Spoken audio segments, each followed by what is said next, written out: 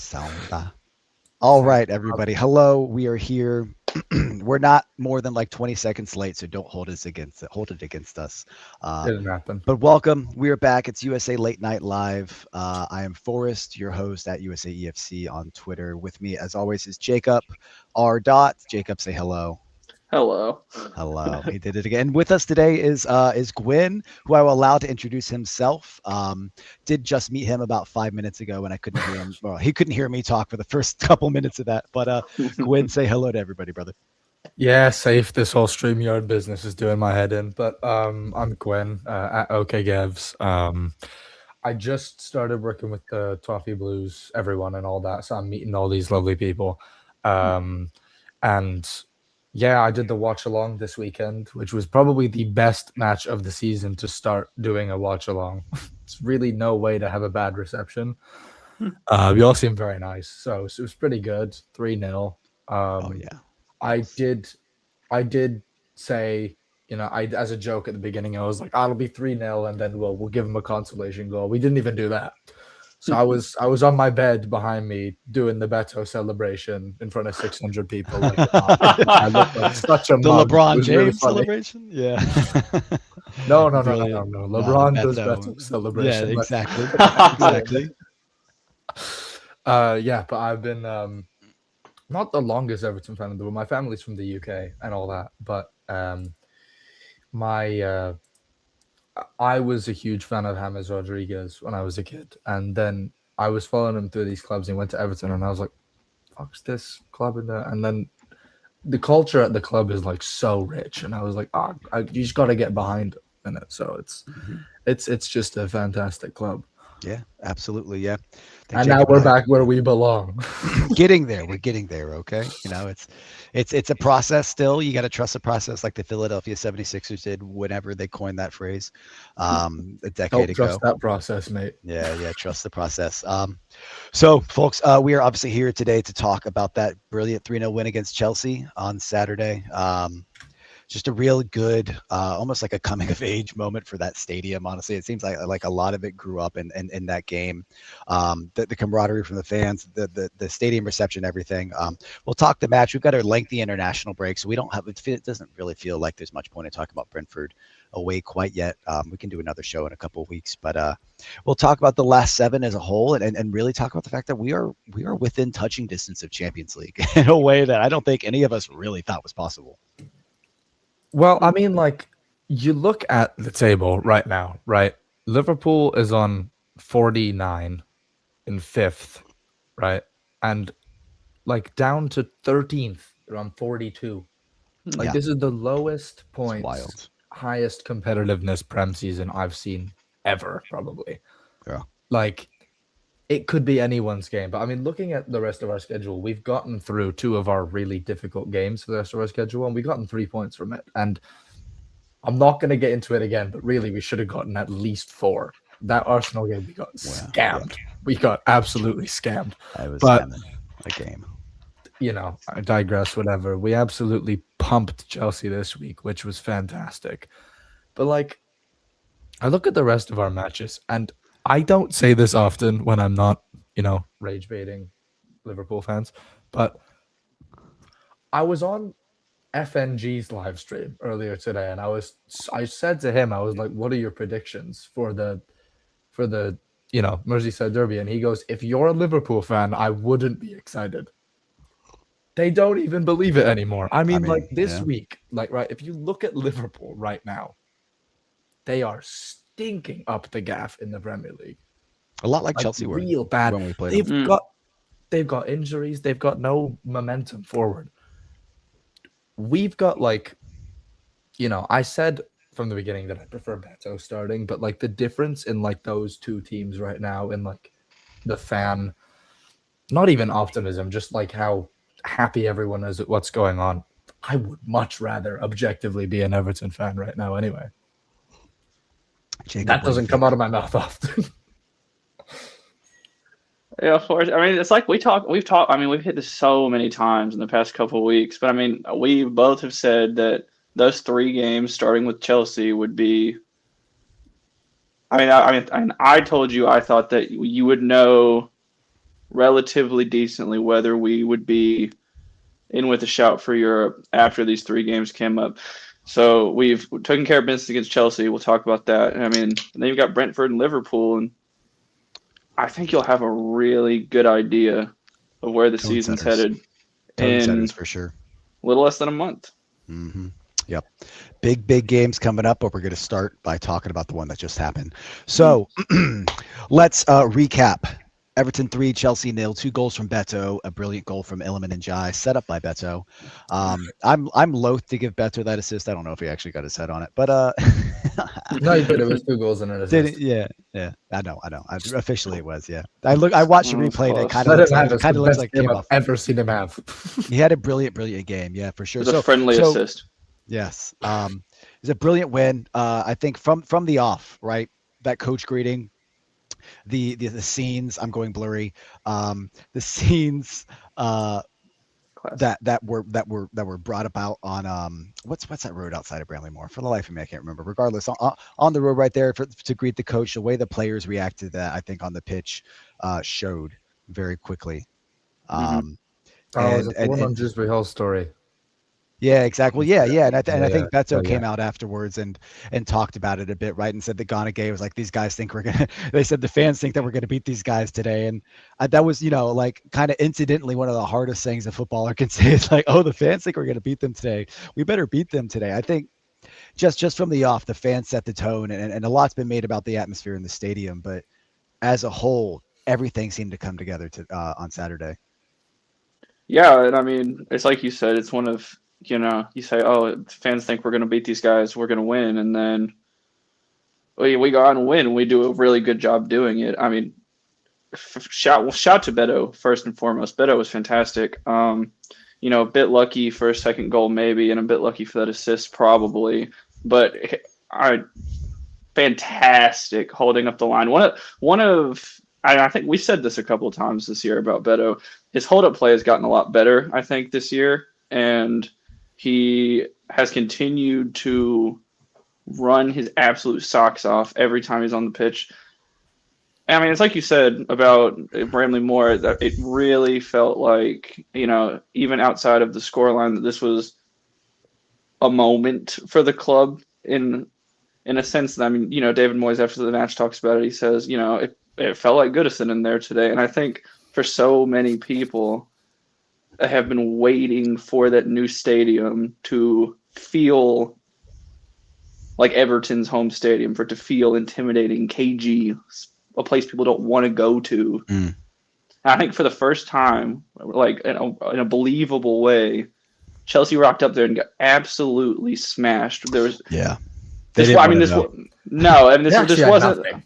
No, they didn't. They didn't create much, and when they did, Pickford once again climbed a mountain to keep them out. Gosh. I mean, yeah, it's really nice to see the club and the stadium and the supporters and the players have that moment, and I think that we have a really, really real opportunity here to do something special this season that we haven't done in a really long time, which is make Europe. And I won't put the cart in front of the horse, so to speak, but I'll let you guys give your. I mean, every win this season, I've gotten in this group chat with this Toffee Blues guys, and I send this little gif of the Champions League, and I say, "Hi ho, lads, play the music because we are going on a trip next year." Oh, man. But I'll defer to y'all. We're going on a trip. Can you imagine the Lithuanian champions rocking up to Anfield in the Conference League and taking it all in? They'll have the best time of their life. Tourist crowd. I mean, half of them have already been to a match at Anfield, I'm sure. So half of them are season ticket holders. Exactly. All right. Quinn, for your initial thoughts on that game, man. Genuinely, well, I did the whole watch along, so I had all my notes on it and whatever. So, yap too much. But first off, that's the best game I've ever seen Beto play in an Everton shirt. Like, the thing that I always say is, right, we've got Beto, we've got Tierna Barry. Barry has got better finishing, but Beto just creates about a million chances. His finishing's a bit off sometimes, but he just creates about a million chances because he just never stops running. And that's what I would rather see. Like, I've been saying, start Beto. Barry needs to earn his place in the team, especially right now with the fan reception. Like, Mm. Beto starting is what we need because he's currently doing a good job and his hold up play has gotten better. Because I said before, you know, last season when we had him up front and he's doing hold up play, the ball just bounces off him like a brick and it's just not helpful. But this game, it was great. And when we're on defense, we're settling into a 4-4-2, and Jusri Hall and Beto are both pressing their center backs. And I thought we'd have an advantage in this game because of their center back partnership, because Wesley Fofana and Joral Hatto do not play together as a center back partnership. Yeah. Joral Hatto isn't even a center back. Like, everyone's injured or whatever. Everyone's getting red cards in that Chelsea squad. The issue is when you get to this part of the season and you only have youth in the team, you don't win. It's never going to work. Everyone in that team is like 7 years old. You can't have that for the entire squad if you're trying to do a long run. I honestly wouldn't be surprised if they got maybe conference. I don't really see them winning that many games. I mean, that's not to put us anywhere saying that we were bad. I mean, we were great. I always get a little bit nervous when I see James Tarkowski and Michael Keane as a center back partnership because there's no individually they've been solid on their own, but there's no pace in there. I'd love to see Jared Branthwaite, but No pace. we've And just I got don't to. think both of them are very good communicators either. But either No, way. I don't think so. But Pickford does enough yelling for the whole back Exactly. line. Damn Fairness. straight. Yeah. Jordan Pickford, I'm going to be honest, Chelsea had about one chance that entire game, which is why I think that we really lamped them. Like, not just on XG, like we out XG'd them properly as well. But Jordan Pickford, I saw someone say, oh, he shouldn't be England's number one because he put the ball back into play for that save. He did, and then he made the other save anyway. So it's still not a goal. If the ball's not in my net, I don't care. Correct. He is the best goalkeeper England have produced in my lifetime for sure. But I don't see the argument of him not being the best goalkeeper in the Prem right now. Maybe Donnarumma. Maybe. It's not Raya. Raya's back line is so solid. He's like, if you go for the stat that's like XG by shots on target or whatever the actual stat is, prevented goals, basically. Pickford is a lot higher because he's saving all the goals that he's supposed to be saving and also more, whereas David Raya is saving all the ones he's supposed to be saving. I don't know if y'all saw it, but Pickford the last 2 seasons has prevented more goals than any goalkeeper in the league. Yep. I don't doubt that. We've been wank for the past 2 seasons. Yeah. He's facing a lot of shots on target. Yeah. Yeah. No, but the other thing that I was going to say is, I mean, aside from the Njai goal, which you can't get more top bins than that, our double pivot was class. Like, our midfield is just good right now. I thought Ghana was going to have to be subbed off at some point because he's like pushing 96, and I figured he wouldn't play 90 minutes. 8.6 SOFA score rating, covered the entire pitch. I don't know ball, clearly. I'd love to see Merlin roll in that team, but Idrissa is making it very clear that he needs that starting spot. We don't need to. We cannot replace him.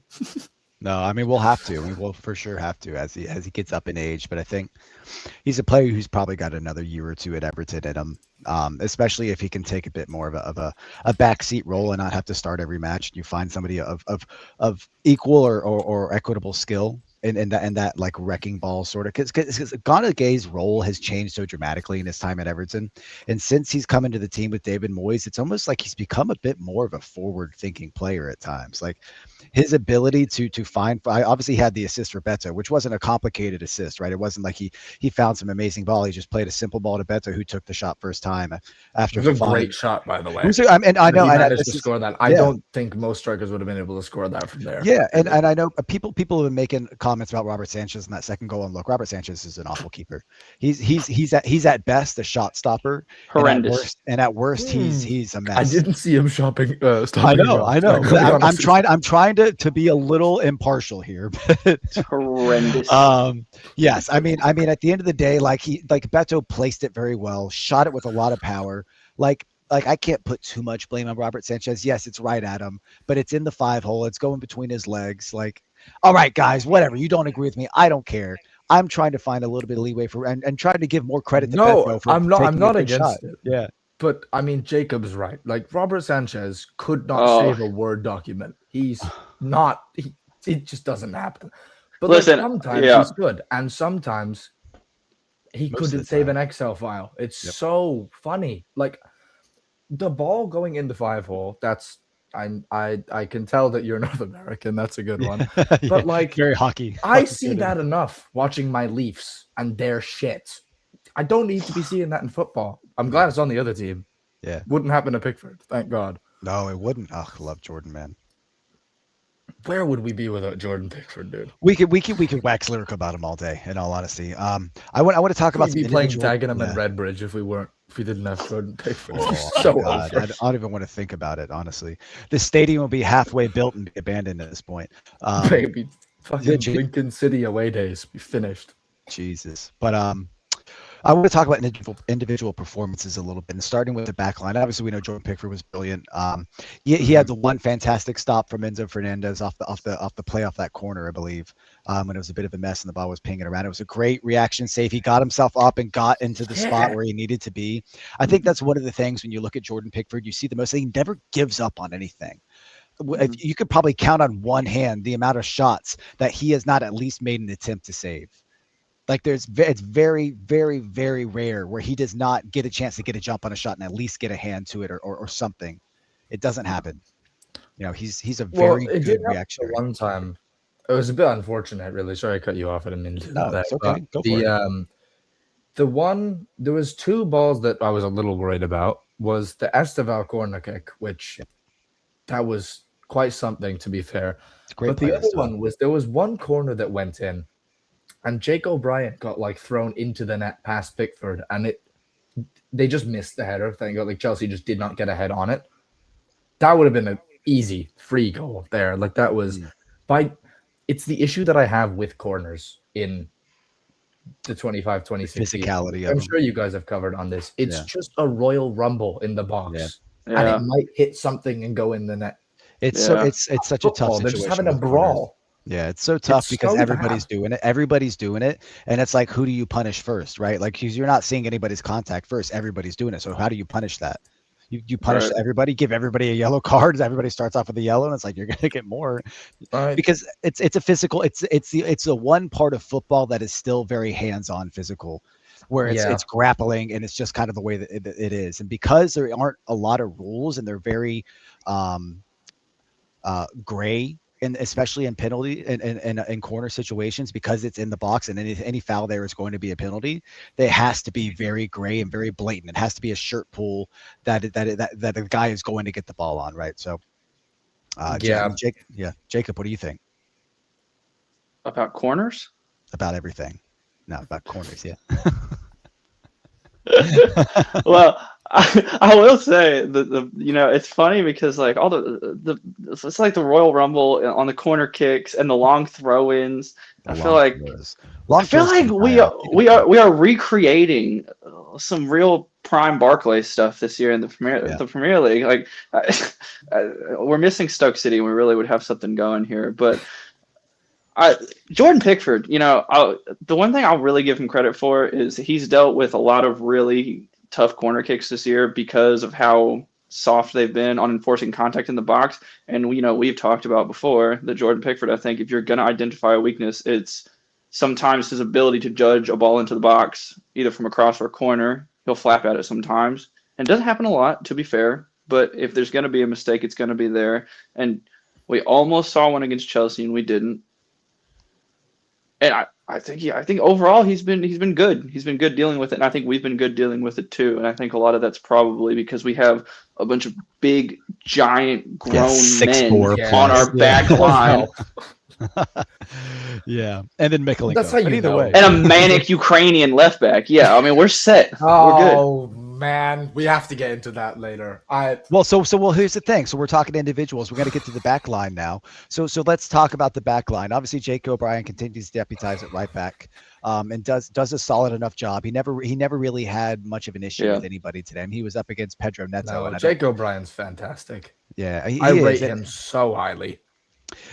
Yeah, you know, I mean, when he played it, where he played at center back against Arsenal, I think there are a couple moments that he looked a little shaky. Had just some touches where he gave it away. I mean, it's going to come with time with him playing in his favorite position and seeing the ball and central spaces a bit more where he has that room to operate.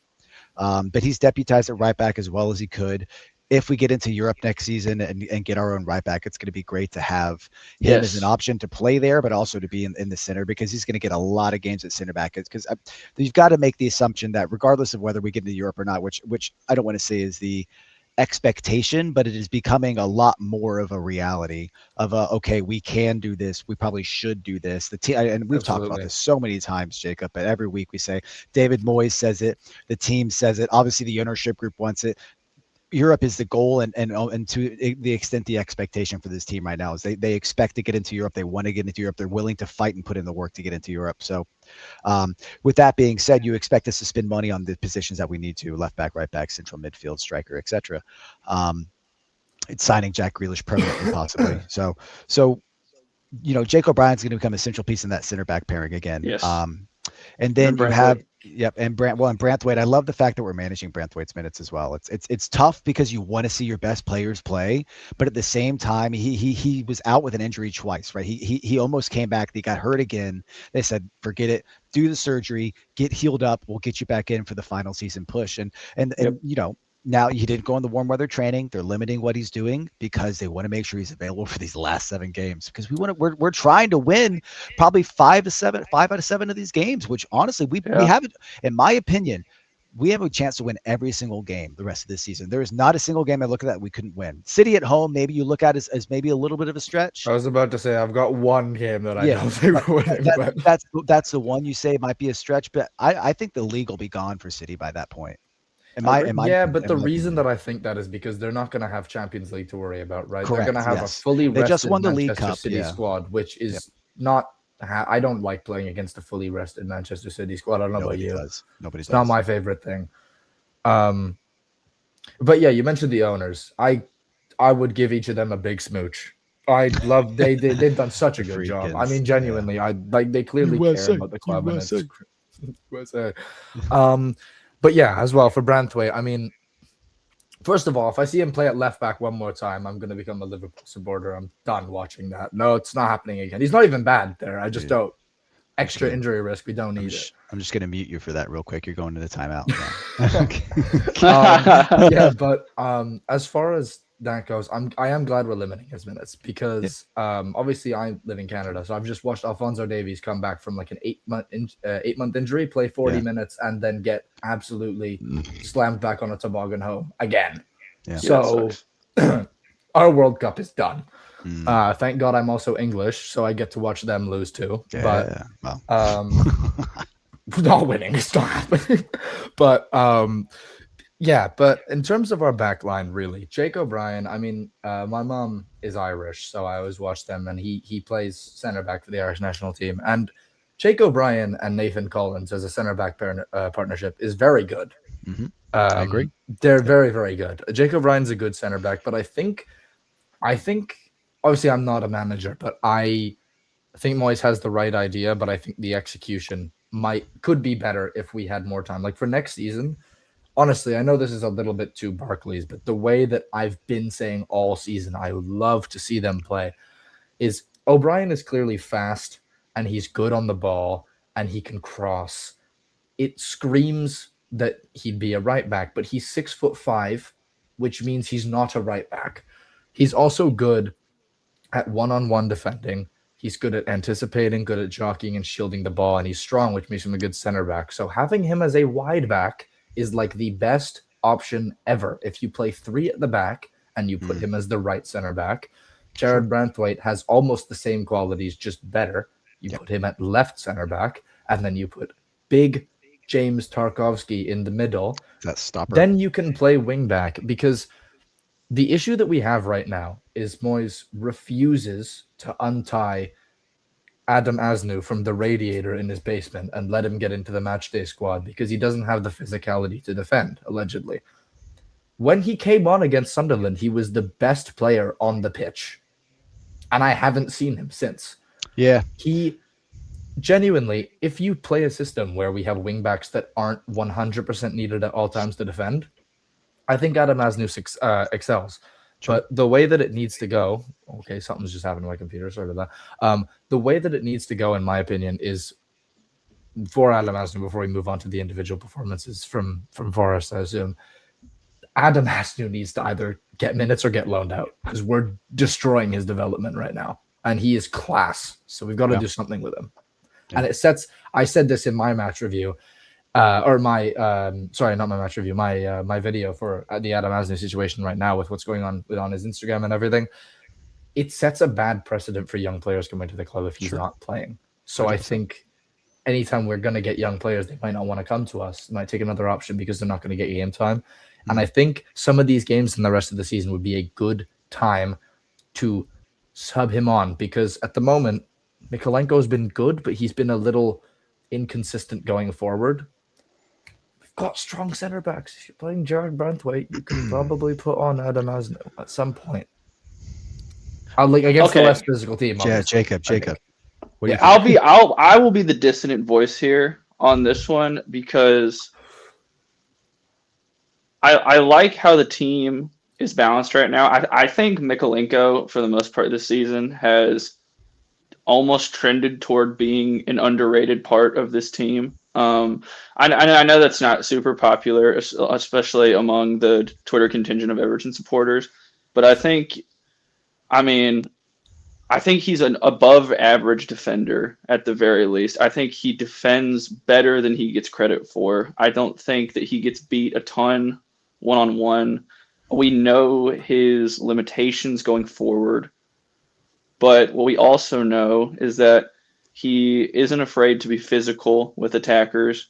He is a good defender on set pieces, and he is good enough going forward that he can link the play if he absolutely has to. But what we've seen from Everton and what we've seen be successful, especially lately, it's been a lot through the middle. We haven't asked Jake O'Brien to be, 2013 Seamus Coleman. We haven't asked Mykolenko to be 2 free kicks in a game, Leighton Baines. And I think Moyes is never playing as we should have left in January. Yeah, he's not going to play this year. I think that's probably just the truth. He's not going to play this year. He'll probably go out on loan next year, and it's nothing to do with Adam Asnew. He's just young, and he's not ready to play it, and that's totally fine. Yeah. And Moyes' mind, at least, he's not, yes. No, yeah, and, David Moyes, he's not going to play the young guys for the most part, unless you're just really, really special. But, individual performance, I think the back line was really good as a whole. Jake O'Brien and Mykolenko continue to defend at a level that is probably good enough to see us get into Europe. And I think before the season, if you would have said that Mykolenko and Jake O'Brien as our wide backs would do enough to put us in a position where we're not shipping in goals and where we're still creating enough, I think you would very happily take that. Sure. Yeah. Absolutely. 100%. We are a team who are better than the sum of their parts. And I think a lot of that comes down to Moyes' management. And I was talking with one of my good friends about this earlier today and yesterday. But I think you're kind of, when you look at Liam Rossignol, right, and who he is as a manager.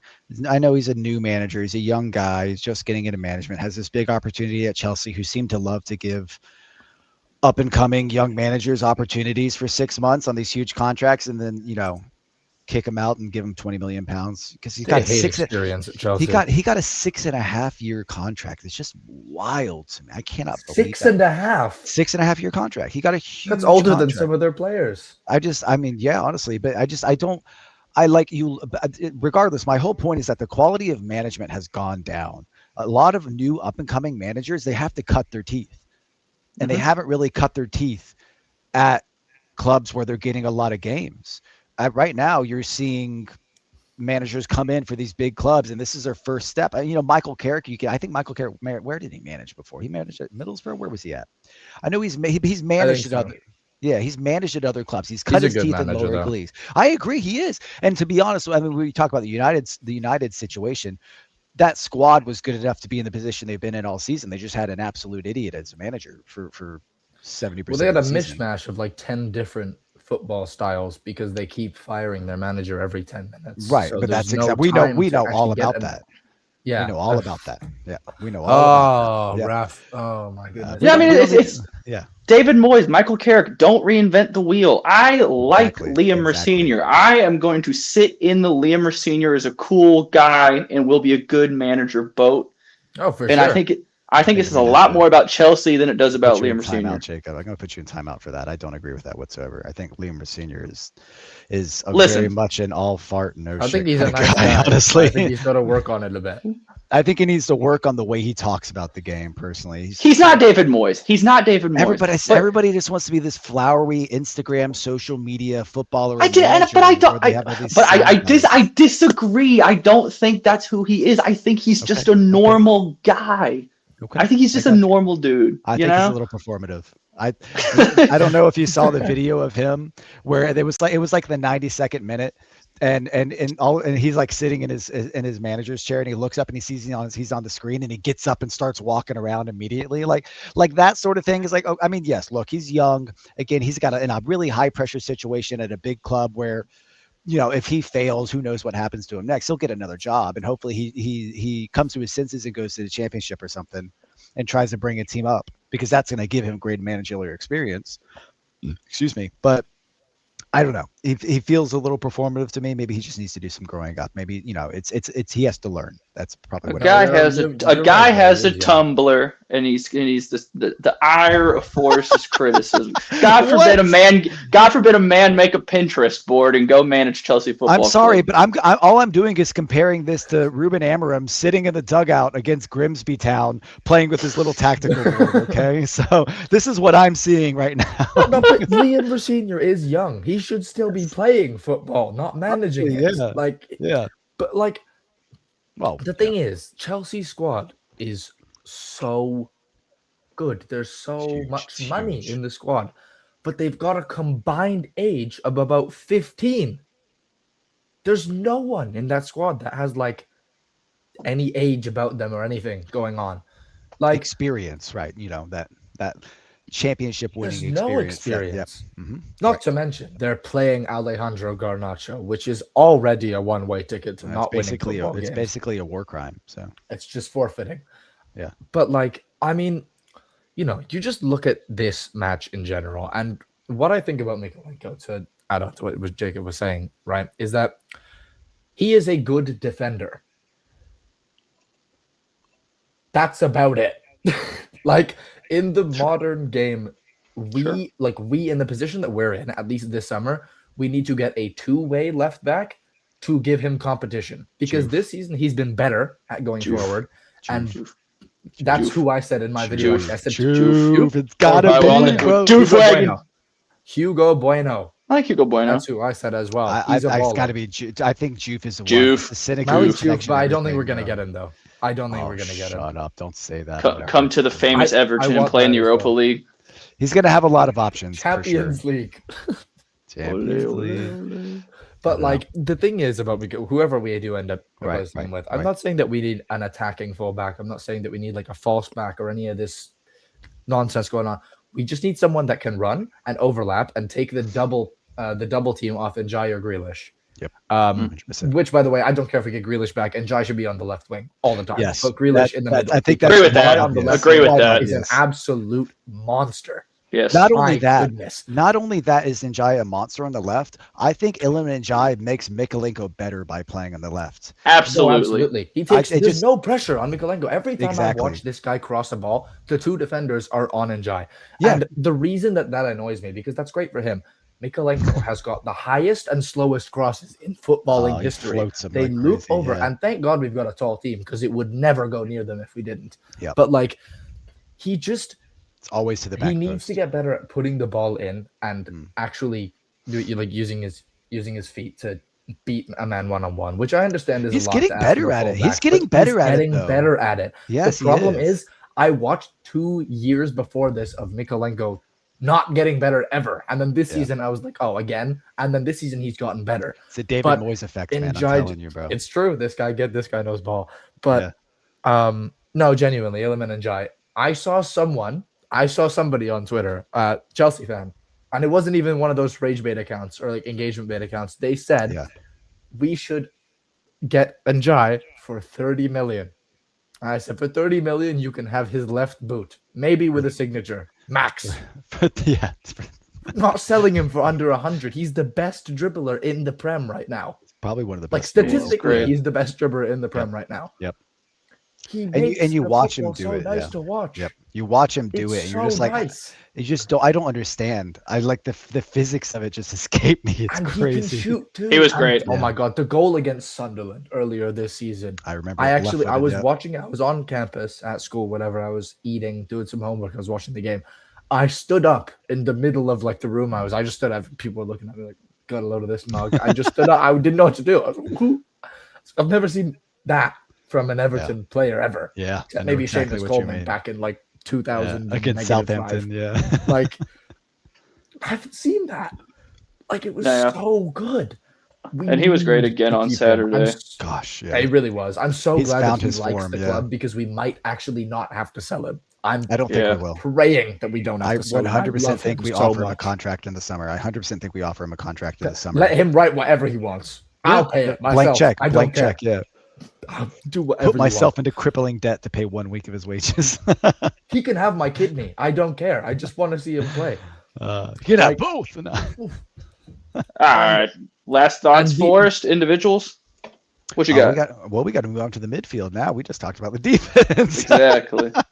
Okay. Well, so let's talk about Gardner and Gonagay. Gonagay obviously had a really a good assist. He had a good overall game.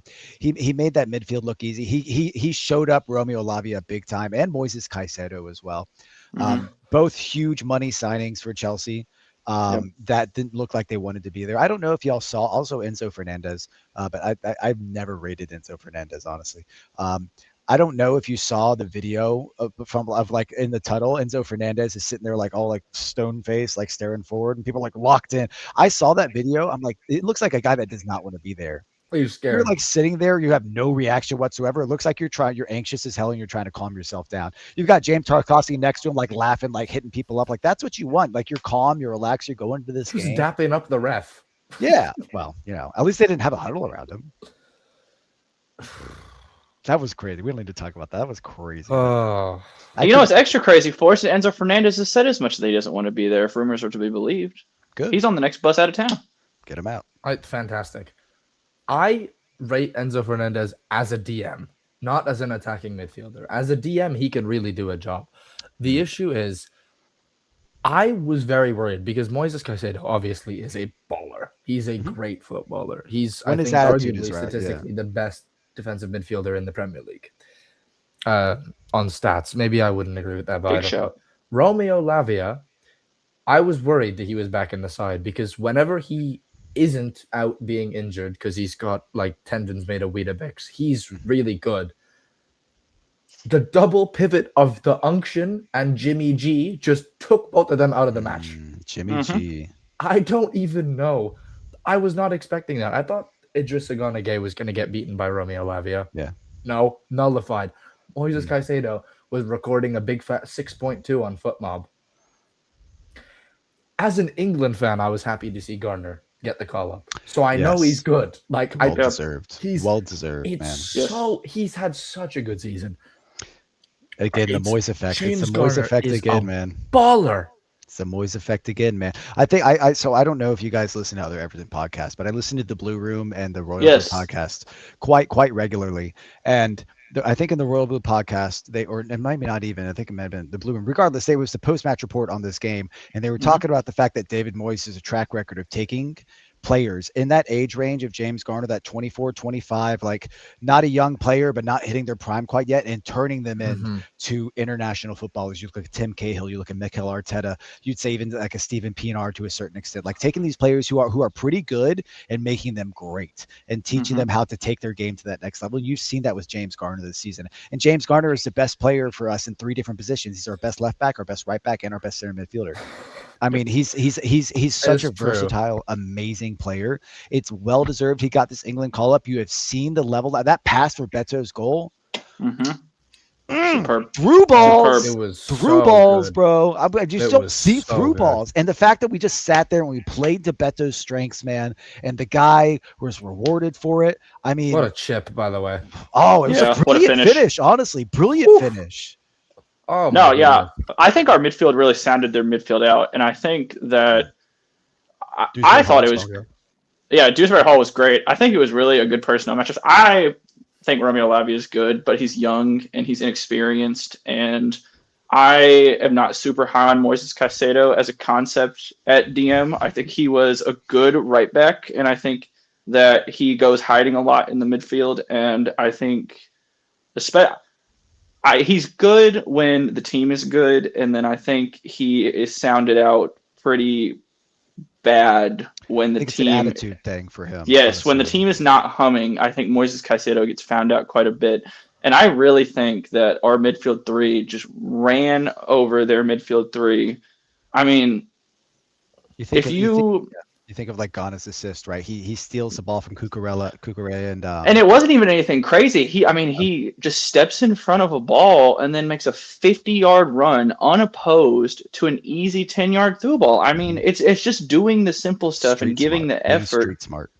and that tactical just solidity that David Moyes has just drilled into these dudes. Mm-hmm. It's So good, and we're still playing fluid football as well. And yeah. that's the thing is we are. Yeah.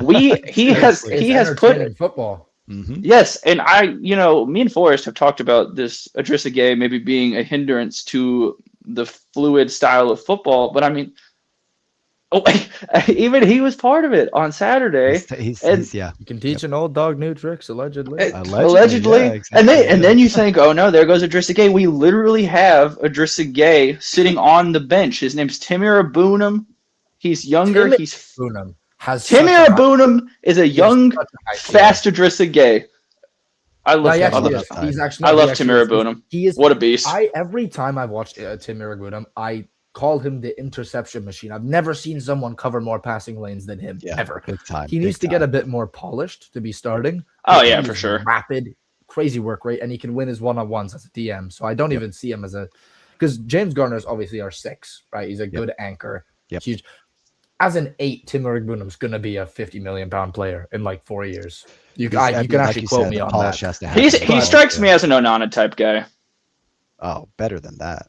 Yeah, but I don't like Amadou Onana's attitude. I never did, actually. I was either. one of the very few people that was saying to get Belgians. because he was great for us, but he was just he plateaued hard at Villa too. He really did. Villa fans are starting to figure it out this too. season, but Villa, I was gonna say friends with a couple of Villa fans, and they're starting to kind of sort it out. But for the Moises Caicedo thing that you were saying, I watch a couple of those pods and whatever. I watch like Kai Jones a lot. I don't watch the ones that you guys are on, but I'll get on them so there's more to talk about in the in future episodes and such. But like Nice Scouse accent and those ones at Kai Jones, they were saying something similar. But as for Moises Caicedo, I do rate him, but I think that has the advantage of having center backs and fullbacks that are able to kind of play as a false back for the fullback. In Reece James's case, he can play as a false back and invert, but also he's got aggressive center backs that can cover ground for him. Like Badiashile, not really, but Levi Colwill being out has to be a really, really big issue for Moises Caicedo because Levi Colwill is very capable of pushing up, as is Trevor Chalobah. So I think maybe you might be right that Caicedo is now kind of getting found out a little bit with not having the aggressive defenders behind him that can actually come up. But he just wasn't covering any passing lanes. Like Garner had his number all night, as did Kieran Dewsbury Hall. I love him so much. I thought it was a good signing at the beginning of the season. I was like, oh, this is all right. This is the business. This is the best signing ever. Like there's replacing Anthony Gordon with Iliman Ndiaye, which is the best signing of all time. But Kieran Dewsbury Hall is a baller. Like I know he's a number 8. What a signing. But he can do a job as a number 10. Yep. Really. Yep. I don't even think we're gonna need to replace Idrissa Gueye next year because put Kieran Dewsbury Hall as a box crashing midfielder at 8, Mm-hmm. and Jai on the left. Grealish get him back on loan, put him attacking midfielder as a 10, and then Tim Murray-Bunham's a super sub at some point in the midfield. That's a good team. That's a really good midfield. We're building that spine for sure. It really is. Yeah. I just think that we might need to, because we're going to move to the right side. He's had a good run of form the past 3 weeks, but I'm thinking, don't want to say anything because he really saved us in the relegation fights. But listen, while Tyler Dibling's developing, I think we're going to need a more solid right wing option than Troy McNeil. Absolutely. I really do. That's Because obvious. I'm not going to lie, the whole team was putting up green numbers. McNeil was 6.8. not putting up green numbers. Yeah, He's not putting up green numbers at all.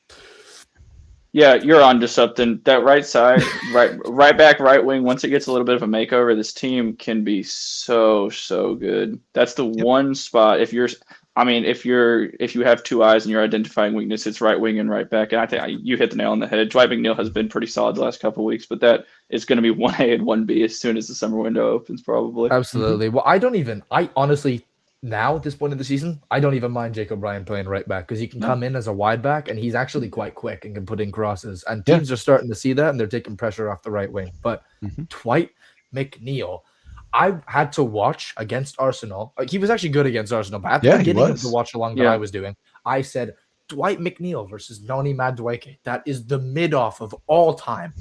And I don't even underrate Noni Madueke. I kind of like him, but that's such a mid-off happening on the right side of the pitch. Because against Arsenal, our left side, Njai and Mikalenko, Njai kind of got taken out of the game, but Njai and Mikalenko were completely pocketed Bukayo Saka. Yep. He was nowhere to be found.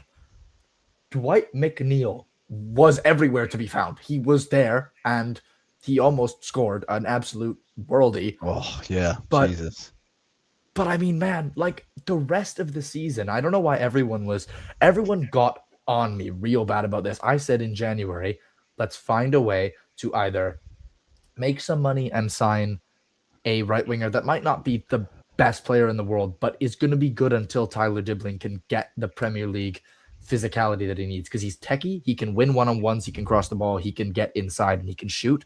But he gets pushed off the ball a little too easily when he comes on because the Premier League's quite physical. He's just got no confidence either. There's a lot we could talk about with Tyler Dibling. We do a whole show on him. Yeah, honestly, probably should. I love him. I want him to succeed. He seems like such a nice kid, and he's at clearly got the Everton. talent. He's got the talent as well. But I thought, okay, maybe selling Dwight McNeil wouldn't be the worst idea, and I got lamped for that. They were like, no. And then as soon as he started getting good performances, everyone went, you're an idiot. Look at this. And I was like, he's had 3 good games this year. Put it in perspective, right? He didn't get phased out of the team for no reason. He was a substitute because he was able to beat people when they were on dead legs. He's been good the last couple of weeks, but genuinely, I love him. He saved us a lot of times. I'm fine with him being a sub. He cannot be starting if we get Europe. No, there's no way. And he we're won't fighting for be. Europe. Well, and would you, if we got Europe, would you keep him around the squad? Would you sell him in the summer? If we get the actual reward money for getting Europe, I don't even think it'll be needed, but I wouldn't mind it because realistically, what are other options going to be? We've got Tyler Dibling, and he's going to be a baller, but he's not a baller yet because he can't stay on the ball. Right. Well, and you look, and Dwight McNeil's been at this club, 4 years now? He's been here a while. He's been through a lot of the downs of Everton. I think he deserves to be here for the ups. I think he enjoys being at the club. For sure. He knows the club. He's well liked, obviously.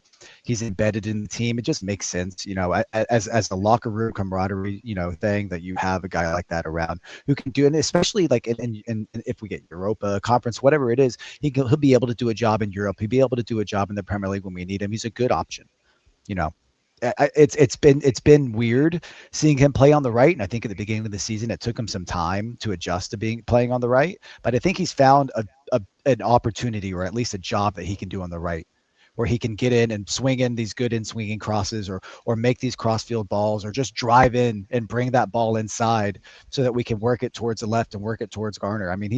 He's got technically, I don't know, Dwight McNeil technically is he's so good. And I know he's only Mhm. left-footed, but his ability to put curve on the ball, his ability to manipulate the ball such is nice curlers, really, man. I mean, his left foot is I mean, it's a wand of a left foot. It's just because of some of his physical limitations in terms of like his agility. He doesn't always get the chance to do as much with it as he'd like, but he's still a really, really good player technically and still can Mhm. do a good job. And he continues to start on that right side. One, because yes, Tyler Dibbling isn't quite there. And Tyreek George, I don't really even know why we brought him in on loan in all honesty, because he's not He going to doesn't get any game time. He's I not don't know going to why we because did it. his position's on the left. And that's I Illiman and guess it Jai's was as a spot. sub for Grealish before he got injured. I don't Right, really understand why we It, got it, him. yeah, I mean, it seemed maybe a He little hasn't done panicky. anything Yeah. because we haven't played him. He's not had He's a a good chance to do player. anything. Yeah, exactly. Yeah, he's a good footballer. He had the one But cameo Jacob, against Fulham. Yeah. going back to what you said, Jacob, who would you buy for like right wing or right back? Because I did a whole video on who I think transfers would be, and I gave a list of like 15 and just like started pulling shit from everywhere. But I don't know, who would you think? Do you have any like short list ideas or anything? Or I honestly don't have a short list. I haven't even really given it a ton of thought yet, to be honest. I'll say that ideally the kind of player I would want if I'm going to create somebody is a right winger that is similar to the way, I mean, I'm about to describe Jack Grealish. That's what I'm about to describe. I'm going to describe Jack Grealish as the kind of guy that I think we need. Like, he doesn't have to be super pacey, I don't think. I think we need somebody who can really cross a ball, who isn't afraid to take people off the dribble. So we've already got a guy on the other wing that's going to be your pacey, I'm going to sprint past people guy. it's just Tyler Dibbling in 2 years. Yeah, I mean, it is. I think I see. I'm on the opposite end of that spectrum. I think we need pace. I think we need a right-footed right winger who's going to take people on the outside and get to the byline and put a cross in. I don't think we need I don't a hate pacey right winger. I think we need a pacey right back. For an I guess overlap. that's with his system. I think that's what we with need. David Moyes' system. Yes, Yeah. sure. I totally get that. Yeah. I don't know. I feel like we haven't seen a pacey winger at Everton since probably Damari Gray, and yet he was so. Oh, I missed running the Amari ball. Gray. I don't know. I didn't. Towards He towards almost the end of his always did time, nothing, though. but sometimes Yeah. he just pulled a worldie out of You nowhere. think I was about to say that Damari Gray. Arsenal. Damari Gray was super shit, but there was that one goal against Arsenal. Yeah. We'll always have that. We'll It's- always have Damari that. Yeah. Gray is the best player of sometimes. That's the perfect like. I don't even know if it's sometimes is probably Of too. all- Damari Gray is the Umar Nias of Alex Iwobi's. You know what I mean? Shut up. Like, Cut the film. Cut the tape. We're done. That is one of the comparisons that I've ever heard. One of. I miss Alex Um, Iwobi so much. Brilliant. Oh, it's okay. He's still doing things at Fulham. He's still doing his He TikTok sure dances. is. It's okay. Genuinely, I think I'd really like the way Dwight McNeil played if he tracked back ever. That's funny Because because he's somebody that people talk He about plays as like deep and he Yeah. doesn't defend. So why are you there? I just think he has a pace to defend. Honestly, I think his quickness is a big issue in terms of his physicality, and a big reason why he wasn't getting in the team earlier this season, because just he's physically He's very slow. I mean, physically all around, he's not like, I don't think he's exceptionally strong. He's not exceptionally quick. He can't turn exceptionally quick. He's just kind of a physically mid guy with pretty good technical ability. Okay, And- so the player that we want is Adama Traore, basically, is what I'm No, hearing. hell no. That's Adama Traore. That's crazy. That's crazy. crazy. That's a crazy. What do we think of this? I agree. I mean, listen, for me, you've got the spine: Pickford, Branthwaite, O'Brien. I think you've got 2 out of your 3 midfielders for next season already, if not 3. I don't know if I would move forward with Idrissa starting next year, but you've got 2 of the 3, and then you've got Njai on the left. You need how many players are realistically going to be different in starting 11 next year? 3 or 4? A striker, a right winger, a right back, and a left back. Honestly, if Beto keeps up this pace, I wouldn't even sign a starting striker. Oh, I'd still sign a starting. He's got Europa League written all over him. Because I don't think Tierno Barry has a long-term future at this club, and we should actually Tierno talk Barry's about getting him. sold in the summer. He's done. Yeah, I've been really reserved about this on the video on Ooh. my channel that like blew up and the one that was on Twitter and whatever. But I'll get a clip for the podcast. So Is it Tierno Barry time? Is gone. Yeah, it's Done. time. He's It's time. done. Yeah. He first of all, I'm almost 100% certain that whole extra thing that he tweeted about that was all garbage. You don't get asked multiple times which team you're supporting if people can figure out which team you're supporting. It just doesn't make sense. You've got friends that are coming to a game to cheer against you as a professional footballer, and you've put them in the away end of a club that is notoriously passionate about football. I'm not going to condone getting into a rumble at a football match. Right, the violence, but what other outcome was there going to be? What could you possibly think was going to happen? Yeah. It's nobody looks good in that situation. So stupid. Nobody, even the club doesn't look good. Avoidable problem in human history, ever. For me, this was the one thing about Saturday that I was personally a little disappointed about was the booing. the boos, the reception that Tierno Barry got. That's still ridiculous. I agree, and we've sounded out about this a little bit already, and I think he made a mistake. One, and I don't think he acknowledged it in the best way. That's two. But I love the supporters of Everton Football Club. I think it has been and will continue to be one of the best supporter bases of any club in the entirety of Europe and probably the world. The world for sure. Absolutely. And I mean, best fans. My problem consistently is how hot and cold people continue to blow with every single player at this club, and it has been a problem for years, and it will continue to be a problem because man.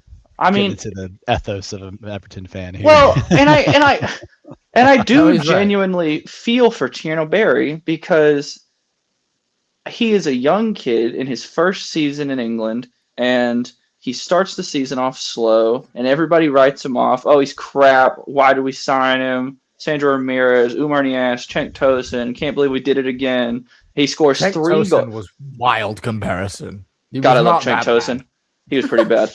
Cenk Tosin was pretty bad, man. He was pretty bad. But okay, Tierno wasn't that bad. He wasn't. Tierno scores 4. Got you. Okay. He scores 4 goals, 4 or 5 goals. And now he's Ronaldo. And then the thing with his friends or his family or his cousins or his dog's babysitter or whoever it was, it doesn't really matter. It's flipped again.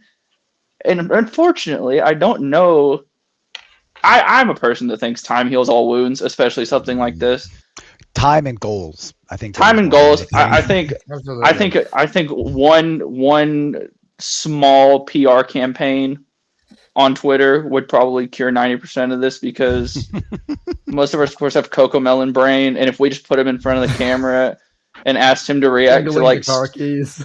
We just asked him to react to like Steven Pienaar step over videos for 5 minutes, he'd be back at. Yeah, brother. But I think we need to figure it out though. My prevailing take on Tierno Barry is we need to figure it out quick because I don't think Beto's here after the summer, and I think it's going to be Tierno Barry or I think it's going to be somebody else. So that's fair. I think we need to bring in another striker, but I don't think 100%. They're going to immediately start over Beto as long as he keeps this form up. Because I just don't even know if he's here after the summer. I don't know if they've changed their mind about selling him. Selling him to Roma or something. But for the Tierno Barry thing, now that I'm not getting the podcast to clip, I've been all season saying, give him time. I want to see him succeed, whatever. It's his first season in the Prem. This whole business does not need to happen. First of all, it's stupid. It's stupid to put them there, whatever. He made a mistake, whatever. But he just kept doubling down. Yep, he did. He was like, here's the video. Here's Everton PR. Fuck you. You're gonna have to deal with this now. Yep. This is a you problem. And then he made another statement. And he was like, oh, they didn't do anything and they got back.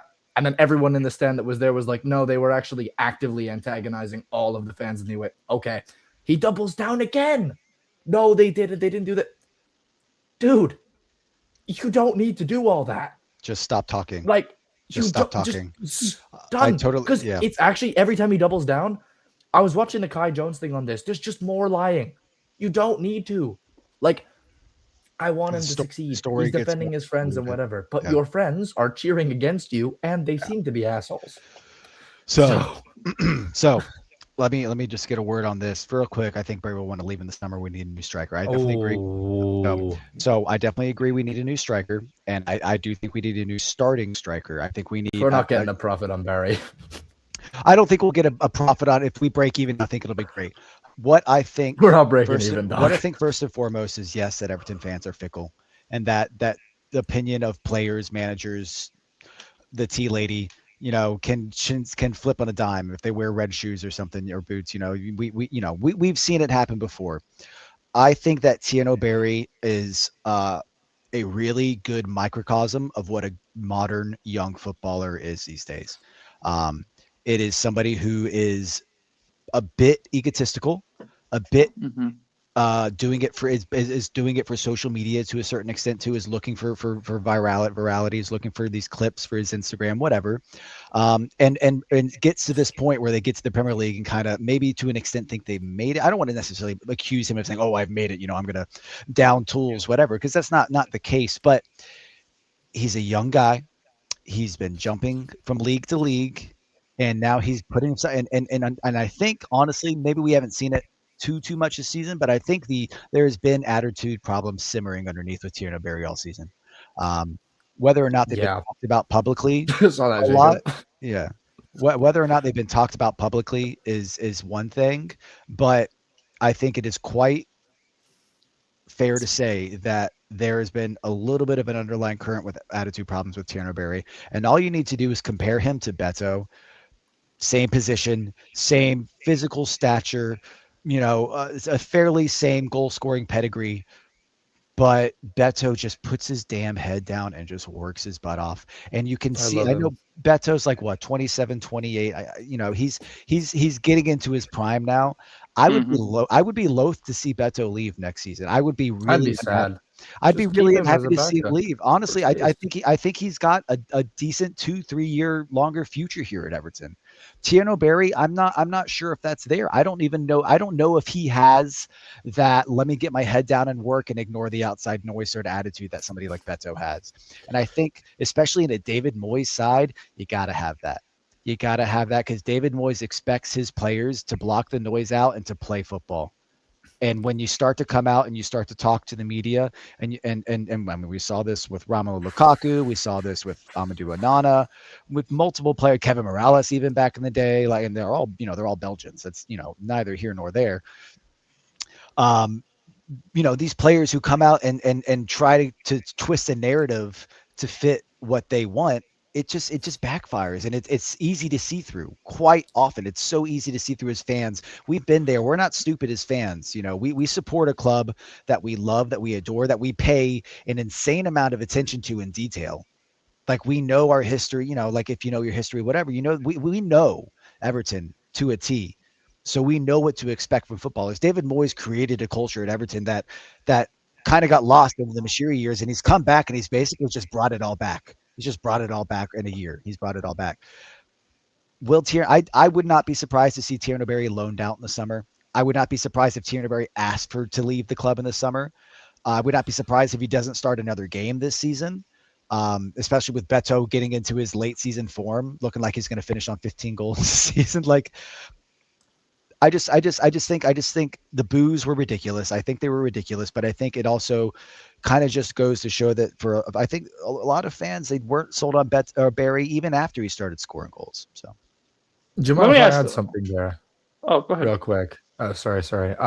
Just really quickly before we move on to what you want to say, Jacob, is that Barry, I don't dislike him. The issue that I think is that so many of the fans have turned on him now. Because you've got a lot of old school fans at Everton Football Club, and I don't think they're going to come back around on him. So I think he needs to go because he's not going to have the mentality to be like, oh, they all hate me. I'll just keep scoring. It's not going to happen.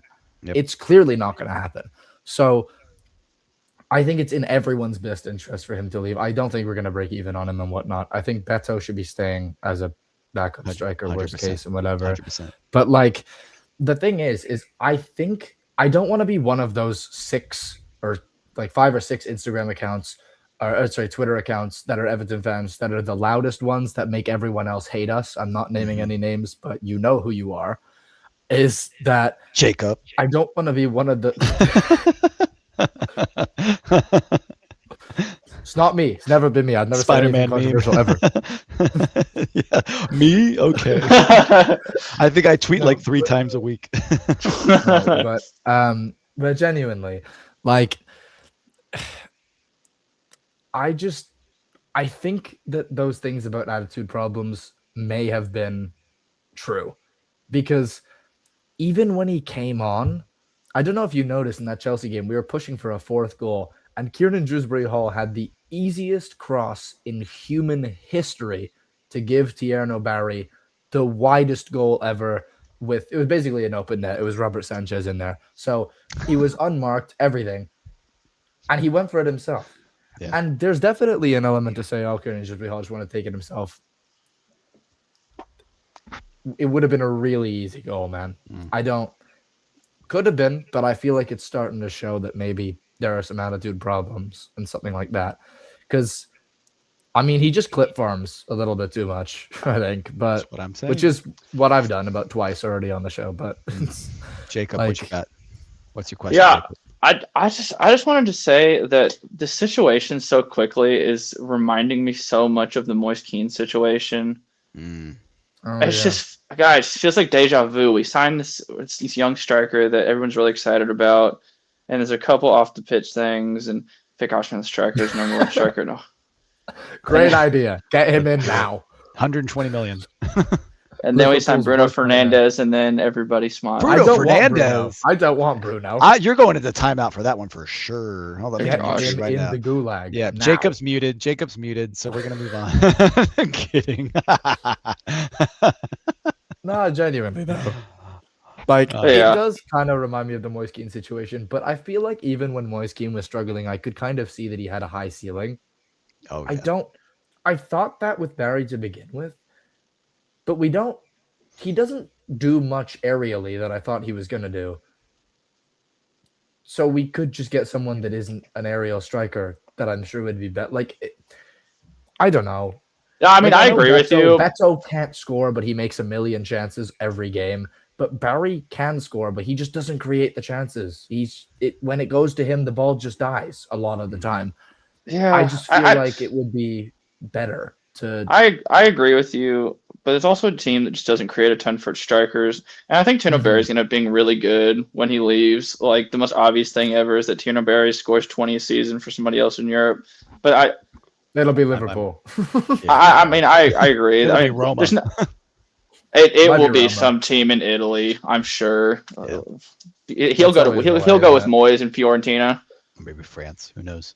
France. Nah, he screams of a Roma move in the summer, actually. Just get that sweet freaking money going. Let's go. Freaking money. That's what's going to happen. He's gonna score 30 at Roma, and then he's going to go to Inter Milan and win a Champions League. Brilliant. Freaking money. Oh, he's not going to win a Champions League at Inter Milan. They're not going to win a Champions League. Anyways. They're serial bottlers. All right. Man of the match. Let me think. Beto. Yeah, Dwight McNeil. Oh, Dwight McNeil. Yeah, Beto for sure. Yeah. Two great goals, great assist, worked his butt off all game, standing ovation when he came off, well deserved. Fantastic player, fantastic attitude, fantastic player, fantastic attitude. This is really fun. I'm going to put this up there and we can all enjoy this. But look, guys, I don't. Jacob, you might know this. Gwen, you probably won't. But when we signed Lukaku on a permanent fee, I had bought blue flares. If we signed him on a permanent, and I ran around my front yard of my parents' house, running around with these blue flares in the air. And it went like a little viral, like quote unquote viral, like whatever, like a little viral on Everton Twitter. That was back in the day. This is years ago. This is like 2014, 2015. So this is years ago when going viral meant like 500 likes. Like it wasn't anything crazy. But yeah, I went pretty freaking crazy for that. So I'd love to see Lukaku back, man. I love that guy. He is no. I gotta be honest with you. I love those kinds of things But this is exactly the same way as I feel about now. So actually, we should talk about this. Is the potential John Stones move? It's the same way that I feel about these. Don't need these people back. Okay, actually, not bin off that whole thing. I need to talk about John Stones. Okay. Oh, Listen. I would love for him to be John there. Stones. I love John Stones so much. Stones. However, we need fullbacks. We've got too many center backs. But he is about 20 bajillion years old. He's injury prone. He's going to eat up all our wages. But he's free. But he's free. So you, but we're not going to sign you. Wages. So. We're already paying Jack Grealish. Well, I'm not John Stones, Forrest. My bad. No, I don't know, man. I don't think it's gonna be worth it. I'd love to, but I don't think it's gonna happen either. I don't think it'll happen either. Oh, I think it'll happen. It's David Moyes again. You both need some whimsy in your lives. And David Moyes, you'll love it. Nah. Where's the whimsy? Look, all I'm thinking, facilities for that. All I'm thinking about is Juve right now. Okay, that's all I can think. I'm just waiting. I'm just waiting. I want Giannis Konstantelias. That's a pull for you. That's who I want. Everyone's favorite, like, random FIFA wonder kid from Greece. This guy is a baller. And he's just sitting in Greece and no one is buying him. And he's so good and he's so techie. And we need an attacker. And we need to buy him. He's so good. He's Greek, man. Come on. He's disgusting. And he's so nasty. But yeah, bottom line is we don't need John Stones in it. We don't have the money for that. I'm so sorry. I want him back. We don't have the cash. No. There's we've got other focuses, and we're going to be spending a lot of money this summer. So yeah, it's gonna be a lot of cash. It's gonna be exciting. It's gonna be exciting to see the players we're linked with, the profile of players we go for. To see what's gonna be most exciting is seeing this club get to be ambitious again, like truly ambitious with quite a bit more freedom. And it's been built. This moment has been building for a while. You think of the past 5 years of transfer windows with not a lot going on. Yeah.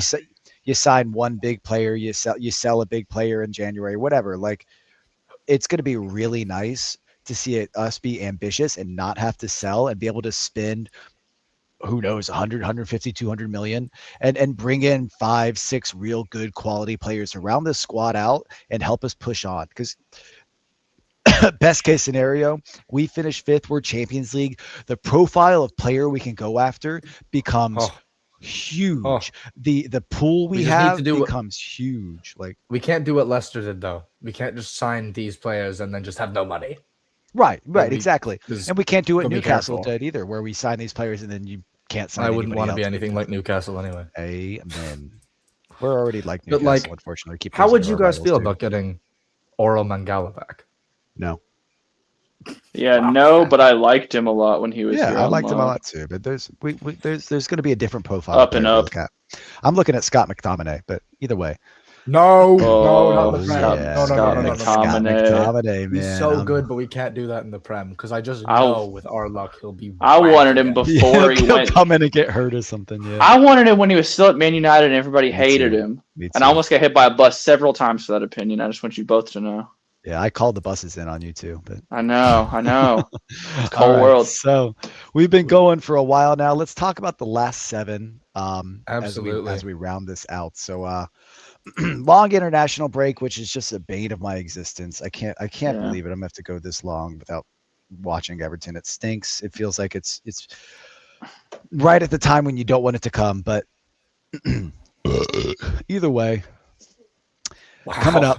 What I burped, jeez. That's a classic. Coming up. So is your lunch, man. I could. Big that my dinner. All right, give us a second, but my tea. Yeah. So we've got Brentford away. We got Liverpool at home. We've got West Ham away, City at home, Palace away, Sunderland at home, Tottenham away. That's our last 7. Jacob, when we talked about the Arsenal game, what's funny, Quinn? I'm so sorry. I looked at the Liverpool-Everton game. I said this to FNG this morning, and I said I've never been more excited for a Merseyside derby in my life because they stink right now. I agree. Sorry, Jacob, go ahead. I don't even know what the question was. Forrest, what was the question? I didn't get to the question. The question, Jacob, when we did the Arsenal preview a couple of weeks ago, we said that from the last 9 at that point that we didn't want to lose more than 2. So we've lost Yep. 1 so far. We are 3 points. We're within 3 points of the Champions League spot in 5th place. Yep. You know, it's not a guaranteed Champions League spot yet, but it's as close to guaranteed as you can get with the way the format's looking right now for Champions League spots. Mhm. Does that stand? Can we only lose 1 more from these last 7? Can we afford to lose a couple? You know, It's Champions League form is what you're looking at. So yeah, I'm of the opinion that the top 4 probably stays the top 4, and then if there's going to be any movement, it's going to be from 5 down. Yep. I'm also of the opinion that I think Liverpool will probably pick up some kind of form at some point before the end of the season, and I don't think that Chelsea are going to slink silently into the night. But you're right. As far as the teams around us, I think Brentford are pretty good, and I think Fulham are decent. But I mean, yeah. To your point, there's 21 points left to pick up, and I think if how many games can you drop? I mean, I don't think more than 1. I think maybe we could drop 2. I mean, if I'm going to look at the schedule, Man City, maybe. I don't love that West Ham game away from home either. That's a trap game for sure. No, yeah, it's a huge trap game. And honestly, I think we probably get somewhere like 11, 12, 13 points. And that would put us right at about 60. I think that could be enough. Place this year, yeah. I think that we will be scoreboard watching a little bit if we want to be in the Champions League. I don't think we're quite good enough to make it of our own merit entirely, go on some crazy 6 wins and 7 kind of run. But I do firmly believe that we can do it, and that if we get some help, that it can happen. So I can't drop more than 2 though. The number is 2. The answer is 2. Got it. No, I actually think we could have gotten Champions League this season if we hadn't dropped so many easy points here and there. January. I agree, and I think we still can, honestly. But I actually the fact that we're still in the I know everyone hates me for saying this, but I'd actually rather get Europa League, because I think if we get Champions League, we're going to spend that money really quickly, and we're going to get lamped right on out, and we're just going to be... I'd rather go on a deep run. Don't want to do it for us. I don't know if I agree with you, but go ahead. Conference League, the issue with Conference League is that Premier League clubs don't actually make money until they get to the final or something like that. Yeah. And the Conference League sucks too. The Conference League is like a paper trophy. I would rather go on a deep run in the Europa League. The Conference League, the Carabao Cup, whatever. The Carabao Cup is a nothing burger. I don't actually even want to win it. I want to win it. We haven't won it yet. I don't want to. No, I don't care. We don't never won a league cup in general. I just like to win it. Don't need it. It'd be nice to win one.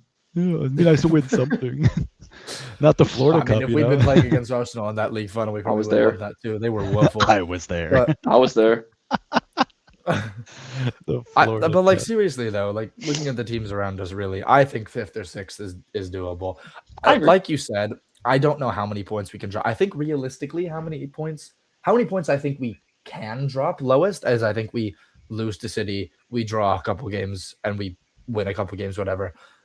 I think we're gonna lose 2 of them at least somewhere in here, just because of how the season's gone. Yeah, I know we're gonna lose against City. I'm almost 100% sure of that, just because I know our home form's starting to get a bit better, but Man City fully rested, it's just not a winnable game usually. I mean, we should have probably tied or beaten Arsenal, so maybe we can do that. We out XG'd them up until the Max Baumann goal anyway, so that's doable.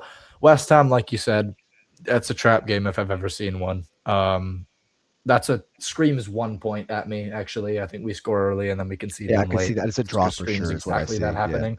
Yep. Brentford absolutely Batista bombed us earlier this season, so let's not do that again. We owe them one. I honestly...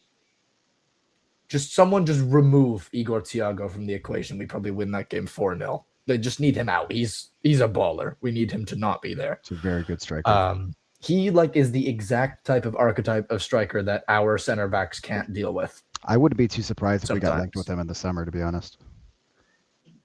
I wouldn't mind it. If we beat Brentford to getting Europa League, I actually wouldn't be surprised either. I didn't think of that. That's a good We'd point. be paying 60 to 70 million for him, though. That's the issue. Yeah. Well, it's okay because as we know, we're going to get 40 million for Barry. But thank you. No, realistically, looking at the other ones, Palace are wank right now. No Gahey, and they've just got a disaster class going on all around. Well, the manager's already out the door in the summer, yeah. Yeah, Glasner's gone anyway. At the beginning of this season, I said, why not just spend the big money on getting Jose Mourinho? But I mean, let's just keep David Moyes. He's doing the business here. When has Mourinho ever done a bad job in the Prem and not gotten Europe? That's a good point. Can't disagree. Yeah. But no, Palace, I think, is winnable. Sunderland, we just have to not completely fumble it. Yeah, like last time. I agree with that. That's completely. so easy. 3 points right there. Tottenham. I can't wait for that game. If we lose to Tottenham, we won't. There'll be a Gwyn-shaped hole in my window right there.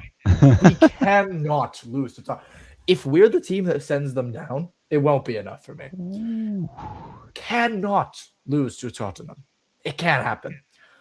I spent 5 years being told that they don't want to be compared to us as a club. Good. You're going to be playing in the Sky Bet Championship. Because you're minuscule compared to us, honestly. You're done. They're actually going down. I wasn't really sure I was going to believe it until this weekend. I'm not going to believe it until it happens. I'm not going to believe that until it happens. Did you see the game this weekend? Yeah, against Forest, they were awful. Done. They were awful. I saw running late night live segment. Tottenham going down.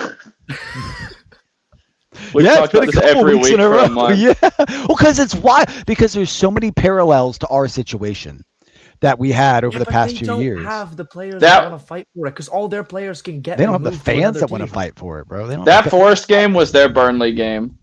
Yeah, the 3-2. Sirens everywhere, and they're still not going to go down because West Ham are worse.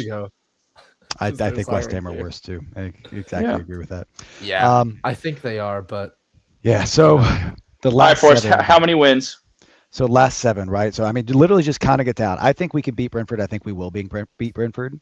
I think we owe them one. I think the players are in form, and as long as the squad's healthy and you have Jared, I think having Jared Branthwaite back at center back is going to help us a lot. So you're saying 5 wins. Gwen, you say 5 wins? I think it's doable. I think we're going to beat Liverpool. I was just about to firmly say. on board about this one. Oh my gosh! Here's the thing, bro. I can't bring myself to be. I am inwardly confident about that derby because I know because we're going to do the coach greeting again. The players are going to be up for it. They don't need us to do the coach greeting and be up for it, but we're going to do it anyways. No, but have you seen how injured their squad is? Yes, I've been hurt. Gwen, I've been hurt so many times, bro. I've been hurt so many times. Please, Merseyside derby at the Hill Deasy. Gwen, please. The Hill Deasy. The Hill Deasy is crazy. Gwen, I have attended 3 Merseyside derbies in person. Okay, I was at the Martinez derby, the 3-3 at Goodison. I was at that game. Brilliant game. Can't believe we didn't win it. Daniel Sturridge danced in front of our fans, and I was just like, this fucker. Really, and we should have won. Jared Delafeu had plenty of chances. That's me reminiscing. I was at the 4-1 loss at Goodison. Who was manager even then? I don't even remember. Lord, if I remember that. Maybe it was a Lampard. I can't remember. I don't think it was. Was it Silva? It might have been. No, it wasn't Marco Silva. Who was it? Regardless, I was at the 1-0 at Anfield where Pickford threw the ball into our zone and back into play for Origi. I was at that. I was in the away end for that game. So that might have been the worst day of my life. At least you weren't in the away end for it. Like, oh my, you don't even get it, bro. Were there Liverpool fans dancing that were friends of your striker though? Because thankfully not. No, but there was a guy. There was a guy who was off his face on something because his jaw was gurning like oh my god, I couldn't believe he was with his mates, thankfully. But I watched him and his jaw was just all over the place, man. I don't know what the people were doing stuff in the toilets like crazy that day, and at the Anfield toilets, they were going crazy with it. They were throwing bottles. So we got a police escort from the Brick. It was pretty cool. Oh, that stuff. It was pretty cool. I had like a bottle opener on me because we had bought a 6-pack of Heineken, and then I had that in my pocket. And we're walking up, I'm like, I can't take this in. They'll deport me if I have this. They'll think it's a weapon. So I just threw it. I threw it through the fence into the bushes in Stanley Park. So it might still be there. Who knows? There are precisely 2 players on the Liverpool squad that I am worried about. Okay? No, actually, I'm not anymore because I actually think that we can nullify him. I'm worried about Ryan Gravenberch and Alexis McAllister. Those are the 2 players that I get worried about. Though. McAllister's had such he an is, awful but he season. always just pulls something out of his ass against Everton. It's a derby game. Well, look, it's a derby game. It's as the form goes out the window. We know how it goes with those. Yes. Doesn't matter. I mean, it doesn't matter. But you got to believe. Happening. Exactly. You got to believe. The slot machine has run out. It's done. We're winning this the one. casino's closing. The Arden slot machine. Yep. Done. So after that is West Ham away, which is a trap game. I think getting a point from that will be, even though we will want 3 points, I think getting a point from that will be a decent enough result. Who knows? I mean, honestly, with the way this season goes, that could be a game where we win 3-0 and we're just like, wow, like we didn't expect this. City at home, I think, is the one game that is more more likely to be a loss than anything else. More likely to be a loss than anything else. Who knows? Again, like we do the coach greetings, but that game stinks of just a step too far for this team right now. Yeah, because it's not even like, oh, their form's too good or this, that, the other. Just we don't a have the good team. position. Just still a good team. I just there's all of the other games I see. Yeah, I see a world in which we win that with the players. I just don't see us beating City.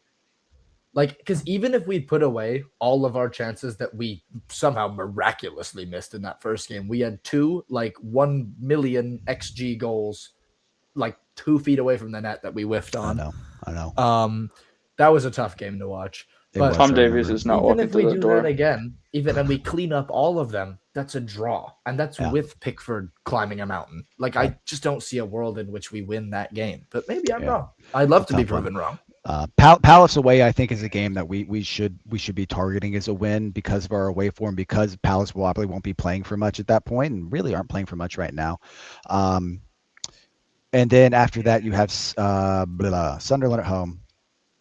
A game, again, I think we should be obviously it's the last home game of the season. We're going to target it as a win. We want to give a good send-off for the fans. Sunderland's still scrapping for anything right now. Yeah, they're still fighting for Europe. They're still fighting. They're right in that. Oh mix yeah, they're 11th. I thought they were right in the mix with everybody, with Newcastle, with Fulham, with everybody. Yeah.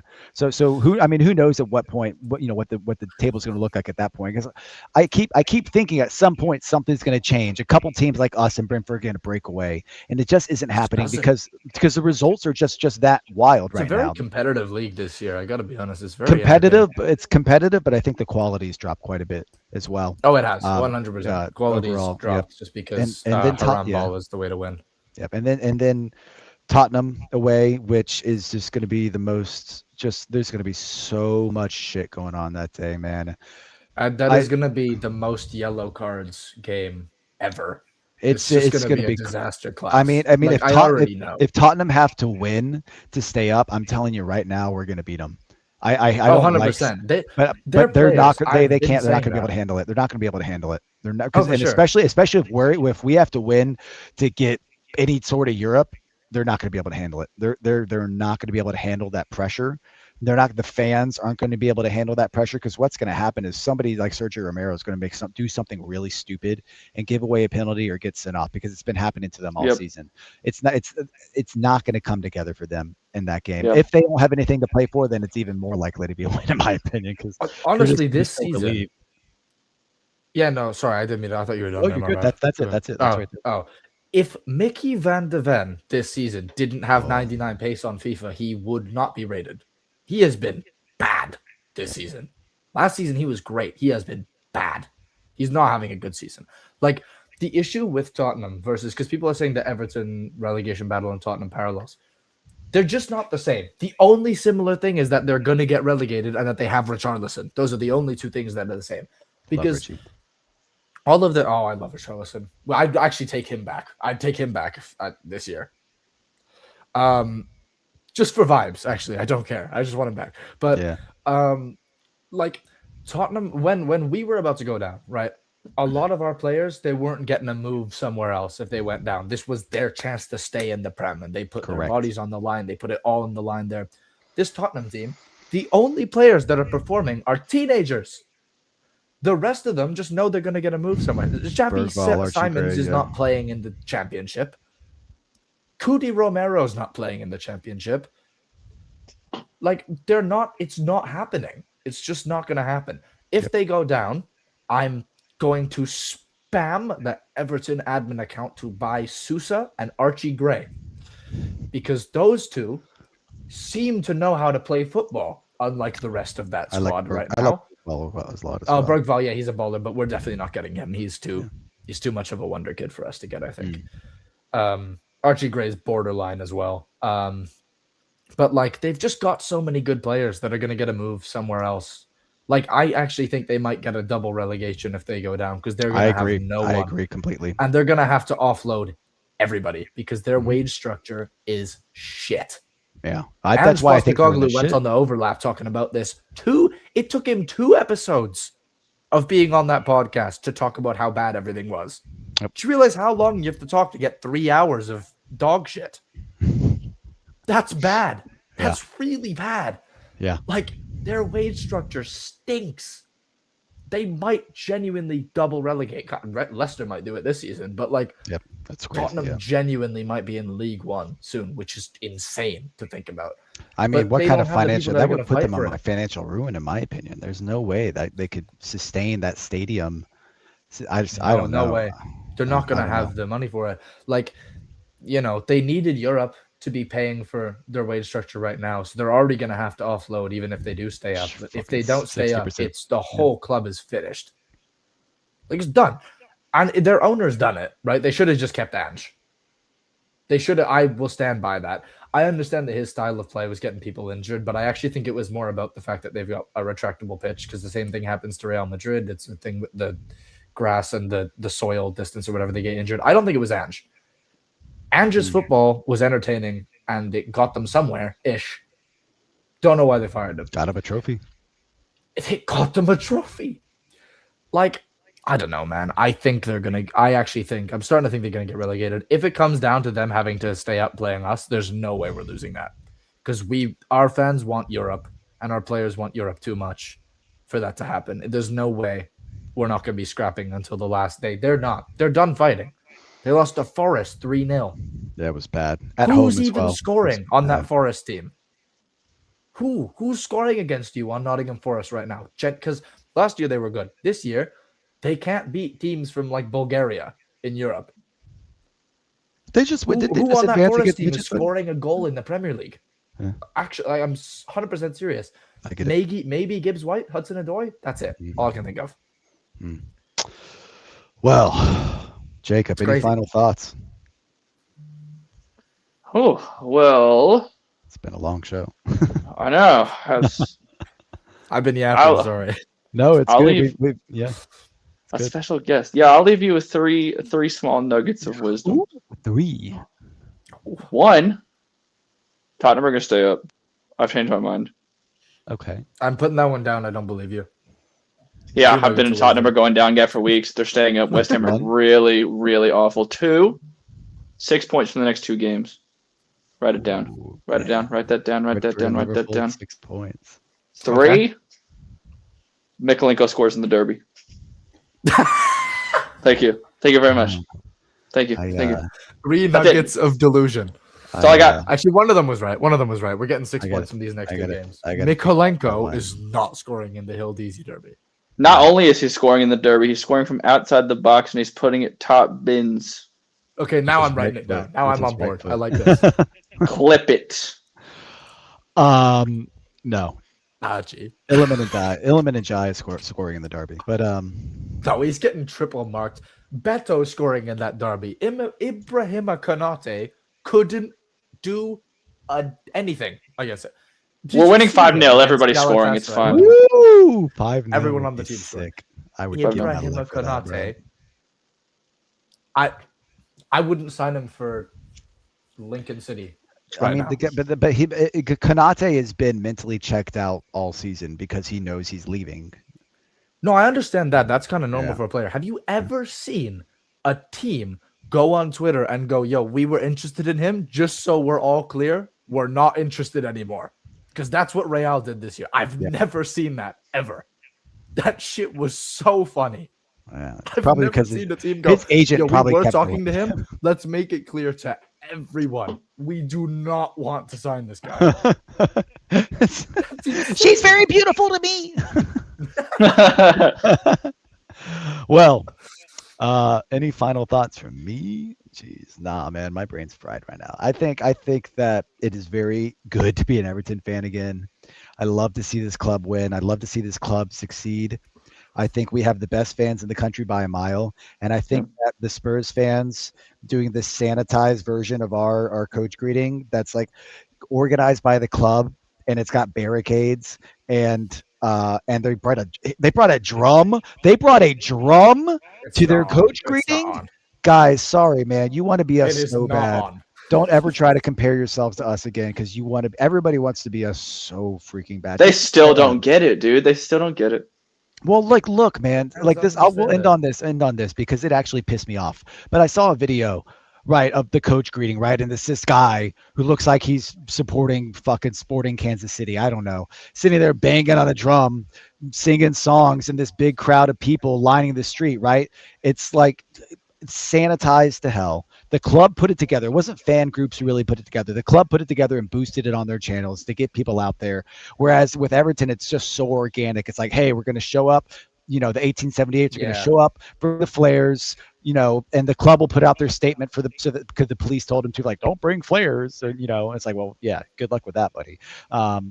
Fucking, I have hats stained blue from flares from coach greetings from games from the Dude, I just love Newcastle. our Yeah, fans. I love the but ones that we're went just outside the Liverpool place to send like Anfield to sell flares, like the red ones, but they were actually yes, blue they were inside. So blue. when they lit them Yes. off, it was blue.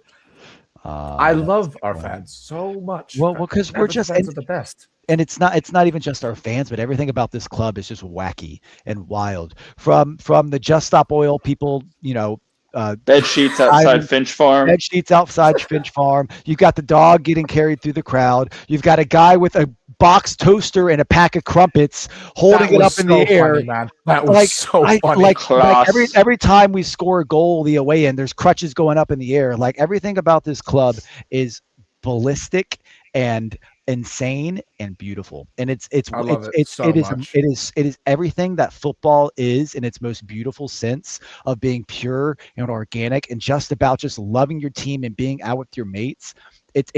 We are a club that is still untouched by the global reach of football. Yes, we're starting to get there. We have these American owners who are very We're forward gonna be there thinking, next year, I and, think. and we'll get not next year, but in a couple of years, we'll get it'll be there. Once we start I to just mean with make Europe. Europe. Yeah, I was about to say once we get them more consistently with Europe and get a bit more of a global appeal, we'll get that. But at the end of the day, you got to have that. You got to be able to match Mhm. those revenue streams. You have to be able to sell the merchandise. Like it matters. Those revenues matter, and we have to understand that with that is going to come some more day trippers. Obviously, Jacob and I are day trippers when we go over. Like at the end of the day, it is what it is. Like you've got to have people who want to go, who are willing to pay a bit more to go support the club, who are willing to pay for the jerseys, who are overseas. Like that's the Yeah, market. That's what you no, got for to sure. do. We as fans have to be willing to accept them in, teach them about Everton, and still be our crazy selves. And that's always the way it's going to be because at the end of the day, it's still 80% locals in that stadium, you know, Absolutely. who are going Yeah. to support their team.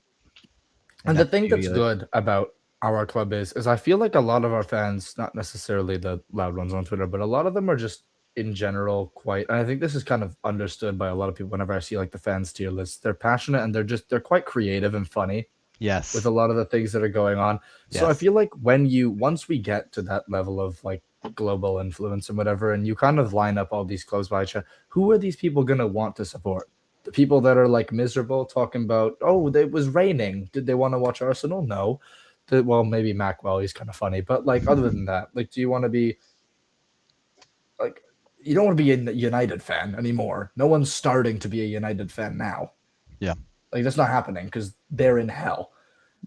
Like once we Exactly. get going here, there's been a whole bunch of Villa fans starting off in the past couple of years now. Once we get there in a few years, I think we'll be similar to that level of like where Villa are right now. But we're bigger That's what we than need. Villa. We're bigger than Villa. No, I we mean, have I don't mean any global disrespect to Villa, global but stuff. who we We are are. as a club and the actual ceiling we have as a club. I mean, Mm. I've heard a couple people say it, but that stadium on Saturday that stadium was a big club stadium. The noise, the atmosphere, Unreal. that was a big club stadium showing its muscle and showing Chelsea like, hey buddy, you're not gonna come here and just walk over us. We're gonna show you what we're about today. Unbelievable. That was a real christening. That was the first scalp. It was a real christening for that stadium. Let's go and do it again against Liverpool and really bet in to the Hill Dickinson. Up the Toffees.